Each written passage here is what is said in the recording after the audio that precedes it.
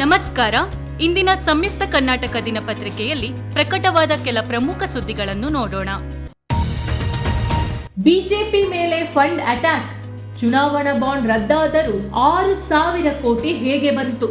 ಹಣ ಸಂಗ್ರಹಿಸಲು 4 ಕಳ್ಳ ಮಾರ್ಗ ಅನುಸರಿಸಿದ ಕಮಲ ಪಕ್ಷ.